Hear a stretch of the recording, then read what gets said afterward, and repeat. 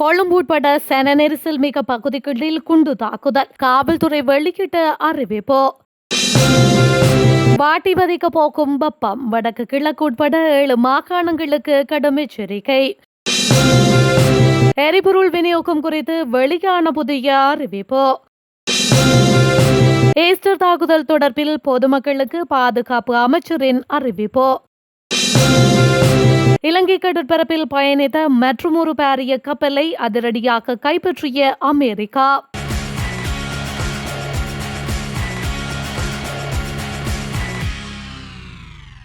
நாளை பகல் வேளைக்கில் பல மாகாணங்களில் வெப்ப சுட்டன், அதாவது மனித உடலுக்கு உணரப்படும் வெப்பத்தின் அளவு கவனம் செலுத்த வேண்டிய மட்டத்தில் காணப்படக்கூடும் என வளிமண்டலவியல் திணைக்களம் தெரிவித்துள்ளது.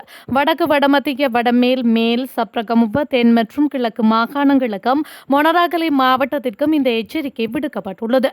வெப்பம் அதிகரித்து காணப்படுகின்ற போது வெளியிடங்களில் வேலை செய்யும் மக்கள் நிழல் சார்ந்த இடங்களில் அடிக்கடி ஓய்வெடுக்க வேண்டும்.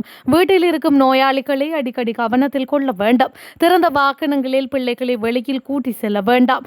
அடிக்கடி நீராகாரம் பருக்க வேண்டும். வெளிர் நிறத்திலான ஆடைகள் அணிதல் பொருத்தமானதாகும் என்றும் குறித்த பகுதிகளில் உள்ள பொதுமக்கள் இது குறித்து அவதானத்துடன் இருக்குமாறும் மேலதிகமாக அறிவுறுத்தப்பட்டுள்ளது. கொழும்பு உள்ளிட்ட சன நெரிசலான பகுதிகளில் தொடர்குண்டு தாக்குதல்களை நடாத்த நபர் ஒருவர் தயாராகி வருவதாக சமூக ஊடகங்கள் மற்றும் சில இணையதளங்களில் வெளியாகும் செய்திகள் முற்றிலும் உண்மைக்கு புறம்பானவை என காவல்துறை ஊடக பேச்சாளர் உதவி காவல்துறை அத்தியட்சகர் FW வுட்லர் தெரிவித்துள்ளார். அவ்வாறான எந்தொரு சம்பவமும் பதிவாகவில்லை என்பதை அவர் மேலும் உறுதிப்படுத்தியுள்ளார். எனினும் கஞ்சிப்பானை எம்ரான் என்பவருடன் நெருங்கிய தொடர்புகளை பேணிய நபர் ஒருவர் பயங்கரவாத தடுப்பு பிரிவினரால் கைது செய்யப்பட்டுள்ளதாக அவர் தெரிவித்துள்ளார். சந்தேக நபர் தொடர்பில் மேலதிக விசாரணைகள் முன்னெடுக்கப்பட்டு வருவதாக காவல்துறை ஊடக பேச்சாளர் மேலும் குறிப்பிட்டுள்ளார். உலகளாவிய ரீதியில் நிலவும் எரிபொருள் நெருக்கடிக்கு மத்தியில் இலங்கையில் எரிபொருள் விநியோகத்தை முறைப்படுத்துவதற்காக அறிமுகப்படுத்தப்பட்ட QR குறியீட்டு முறைமை கால வரையறையின்றி தொடரும் என இலங்கை பெட்ரோலிய கூட்டுத்தாபனம் அறிவித்துள்ளது. மத்திய கிழக்கு பிராந்தியத்தில் ஏற்பட்டுள்ள பதற்ற நிலைமையை அடுத்து எரிபொருள் சிக்கன நடவடிக்கையாக அரசாங்கம் இந்த தீர்மானத்தை எடுத்துள்ளது. உலக எரிபொருள் போக்குவரத்தில் 20% பங்களிப்பை வழங்கும் ஹார்மஸ் நீரிணை பகுதியில் ஏற்பட்டுள்ள தளம்பல் நிலையினால் உலகளாவிய விநியோக சங்கிலி பாதிக்கப்பட்டு விலை மாற்றங்கள் ஏற்பட்டுள்ளதாக குறிப்பிடப்படுகின்றது. இதுகுறித்து இலங்கை பெட்ரோலிய கூட்டுத்தாபனத்தின் தலைவர் DJ ராஜகருணா கருத்து தெரிவிக்கையில், உலகளாவிய எரிபொருள் நெருக்கடி இன்னும் முடிவுக்கு வரவில்லை. எனவே தற்போதைய QR குறியீட்டு முறையின் கீழேயே சில்லறை எரிபொருள் விநியோகம் தொடரும். எவ்வாறாயினும் தேவைக்கேற்ப இந்த முறையில் மாற்றங்கள் செய்யப்படும். மேலும் எதிர்காலத்தில் கொடுப்பனவு முறைகளை முழுமையாக டிஜிட்டல் மயமாக்குதல், வாகனங்களின் வகைகளுக்கு ஏற்ப வழங்கப்படும் எரிபொருள் அளவை அவ்வப்போது திருத்தம் செய்தல், சமூகத்தின் பல்வேறு பிரிவினருக்கு எரிபொருள் மானியங்களை வழங்குவது குறித்து பரிசீலித்தல் போன்ற திட்டங்கள் நடைமுறைப்படுத்தப்படும் என்று அவர் மேலும் தெரிவித்துள்ளார். உயிர்த்த ஞாயிறு பயங்கரவாத தாக்குதல்கள் தொடர்பான விசாரணைகள் தற்போதைய அரசாங்கத்தின் கீழ் முன்னேற்றம் கண்டு வருவதாக கொழும்பு பேராயர் கர்தினால் மல்கம் ரஞ்சித் ஆண்டகை தெரிவித்துள்ளார். இன்று நடைபெற்ற சிறப்பு திருப்பலியில் உரையாற்றிய போதே அவர் இதனை தெரிவித்துள்ளார். இது தொடர்பில் மேலும் தெரிவித்த அவர், உயிர்த்த ஞாயிறு பயங்கரவாத தாக்குதல்கள் தொடர்பாக தங்கள் கடமைகளை நிறைவேற்ற தவறிய முன்னாள் ஜனாதிபதிகள், பாதுகாப்பு அமைச்சக அதிகாரிகள் மற்றும் காவல்துறை உயர் அதிகாரிகளுக்கு எதிராக சட்ட நடவடிக்கை எடுப்பதில் சட்டமா அதிபர் திணைக்களம் காட்டி வரும் தாமதம் குறித்து கவலை கொள்கின்றேன்.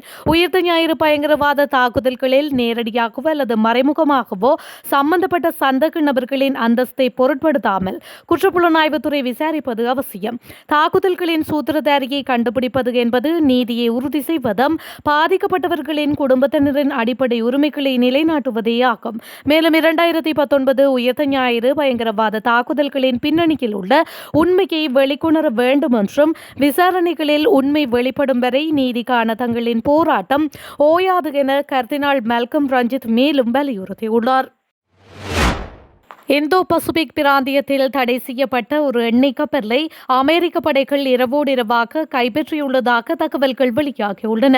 குறித்த கப்பலானது தற்பொழுது இலங்கையிலிருந்து சுமார் 700 கிலோமீட்டர் தென்கிழக்கில் தனது இருப்பிடத்தை காட்டி வருவதாக கப்பல் கண்காணிப்பு தரவுகள் தெரிவிக்கின்றன. நேற்றிரவு இந்திய பெருங்கடலில் அமெரிக்க ராணுவத்தால் இடைமறிக்கப்பட்ட குறித்த எண்ணெய் கப்பல் இன்று அதிகாலை திடீரென திசை மாறி குறித்த இருப்பிடத்தை அடைந்துள்ளதாக தெரிவிக்கப்படுகின்றது. சுமார் 3 லட்சம் தொன் கொள்ளளவு கொண்ட திபானி என்ற அந்த கச்சா எண்ணெய் கப்பல் தற்பொழுது சரக்குகளுடன் ஏற்றப்பட்டிருப்பதாக மரைன் டிராபிக் தரவுகள் காட்டுவதாக சர்வதேச தகவல்கள் தெரிவிக்கின்றன. இந்த எண்ணெய் கப்பலுக்கு அமெரிக்காவின் வெளிநாட்டு சொத்து கட்டுப்பாட்டு அலுவலகம் தடை விதித்துள்ளதாகவும் தெரிவிக்கப்படுகின்றது. ஈரான் போர் குறித்த தனது முதல் பகிரங்க கருத்துக்களை சீன ஜனாதிபதி ஷி ஜின்பிங் வெளியிட்டுள்ளார். ஹார்முஸ் நீரிணை மீதான பதற்றம் குறித்து சவுதி பட்டத்து இளவரசர் முகமது பின் சல்மானுடன் இடம்பெற்ற தொலைபேசி உரையாடலில் அவர் இதனை கூறியுள்ளார். இதன்போது சர்வதேசத்தின் முக்கிய நேர்வழிப்பாதை வழியாக போக்குவரத்தை மீண்டும் தொடங்க அவர் ஷி ஜின்பிங் வலியுறுத்தியுள்ளார். இந்த விடயத்தை வெளியிட்ட சீன வெளியுறவு அமைச்சகத்தின் அறிக்கையில் மேலும் தெரிவிக்கப்பட்டுள்ளதாவது உடனடி மற்றும் முழுமையான போர் நிறுத்தத்திற்கு சீனா அழைப்பு விடுக்கின்றது. அமைதியை மீட்டெடுப்பதற்கான அனைத்து முயற்சிகளையும் ஆதரிக்கின்றது.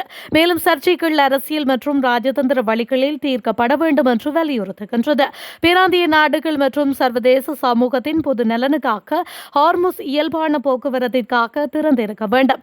இதனால் சர்வதேச ஒழுங்கு சீர்குலைந்து வருகின்றது. சீன மத்திய கிழக்கில் ஆக்கப்பூர்வமான பங்கை வகிக்கின்றது. மேலும் மத்திய கிழக்கு நாடுகள் தங்கள் எதிர்காலத்தையும் தலைவிதியையும் தங்கள் கைகளில் எடுத்துக்கொள்வதை சீனா ஆதரிக்கின்றது. இதன் மூலம் பாதுகாப்பிற்காக அமெரிக்காவை சார்ந்திருக்கும் நிலைக்கு மத்திய கிழக்கு நாடுகள் மறுபரிசீலனை செய்ய வேண்டும். ஹார்முஸ் வழியாக திரவமாக்கப்பட்ட இயற்கை எரிவாயுவை உலகில் மிகப்பெரிய அளவில் இறக்குமதி செய்யும் நாடாக சீனா இருப்பதால் அந்த நீரிணையில் தடையற்ற போக்குவரத்தை மீட்டெடுப்பது அதற்கு முக்கியமானது என தெரிவிக்கப்பட்டுள்ளது.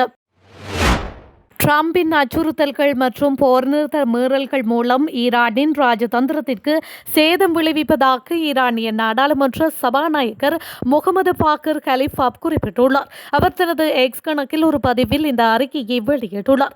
இந்த குற்றச்சாட்டுகளால் ஈரான் மற்றும் அமெரிக்காவிற்கு இடையேயான பதற்றம் கடுமையாக அதிகரித்துள்ளதாக வெளிநாட்டு ஊடகங்கள் செய்தி வெளியிட்டுள்ளன.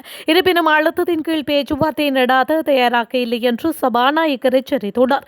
பேச்சுவார்த்தை மேசையை சரணடைவதற்கான மேசையாக மாற்ற வாஷிங்டன் முயற்சிப்பதாகவும் அவர் கூறியுள்ளார். பதற்றம் மேலும் அதிகரித்தால் போர்க்களத்தில் புதிய உத்திகளை வெளியிட ஈரான் தயாராக இருப்பதாகவும் அவர் எச்சரித்துள்ளார். சமீபத்தில் அமெரிக்க கடற்படையினால் இடைமறிக்கப்பட்ட ஈரானிய கப்பல் சீனாவில் இருந்து ஏவுகணைக்கான ரசாயன பொருட்களை ஏற்றி வந்துள்ளது என ஐக்கிய நாடுகள் சபையின் முன்னாள் அமெரிக்க தூதரும் டொனால்ட் ட்ரம்பின் குடியரசுக் கட்சியை சேர்ந்தவருமான நிக்கி ஹேலி தெரிவித்துள்ளார்.